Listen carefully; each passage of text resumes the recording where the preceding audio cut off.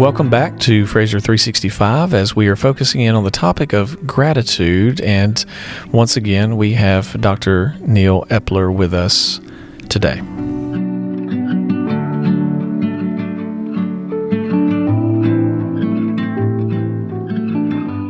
It just makes life better. It makes your relationships better. It makes your walk with the Lord better.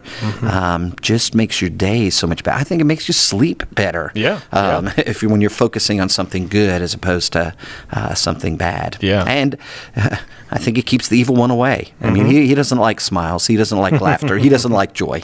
That's right. He wants you to focus on those dark things. Yeah. And so we can combat all of that by having this attitude of gratitude. And it can just be such simple little things. And once you begin, you're just like, it's almost like a snowball going down a hill. Yeah. It just keeps picking up and getting bigger. And you say, I have so much to really be thankful for. I know I got some bad things going on, but so many things to be thankful. I was even thinking about taking my medicine this morning. I said, hey, I've got some blood pressure issues and cholesterol issues, but I said, I have doctors to go see. I have medicine I can get. I can take these things. I mean, so many people in the world don't have that. And we just don't think about that. We think about, oh, woe is me. I've got this going on and stuff. Right. But truly, again, we are so blessed. Yeah, absolutely.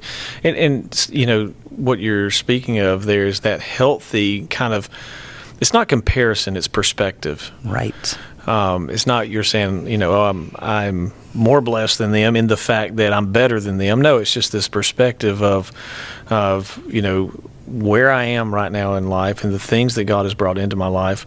These truly are blessings. And you and I both have been in other parts of the world where we've seen people have a lot less and live off a lot less, but be absolutely grateful. Amen. And thankful. It's amazing. And in some ways, it seems like the more materialistic we become sometimes, we just, it's almost like we're just spoiled children and running around and looking for the next thing that'll make us happy. Sure. When living with this constant just acknowledgement of being grateful for all the things that the Lord has brought into our life that are good and right and holy, it's like we lose sight so many times of it's just perspective. We lose perspective on those things. We tend to be competitive, with one another, and then this comparison that we do, because we're always looking at people who maybe have more than us or something better than us, instead of being thankful and grateful what we have. We don't tend to look at folks who don't have what we have, but we have a tendency, and then just to be grateful. I always tell folks when we say the Lord's Prayer, we say, Lord, give me this day my daily bread. Yeah. We don't say, Lord, give me steak and potatoes or a roast, or God just provide, and God does provide for us our daily provisions. That we're thankful for that, instead of saying, well, I didn't have as good a meal as they had, or I don't have as nice a car as they have, or big, those kind of things. That's not necessary, but somehow in our culture, and I think in the Western world, we just tend to do that. Yeah.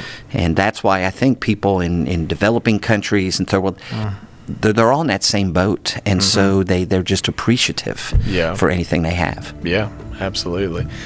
Yeah, some of the happiest people I've ever met in the world were also some of what we would consider the poorest people. Yep, absolutely. It's amazing.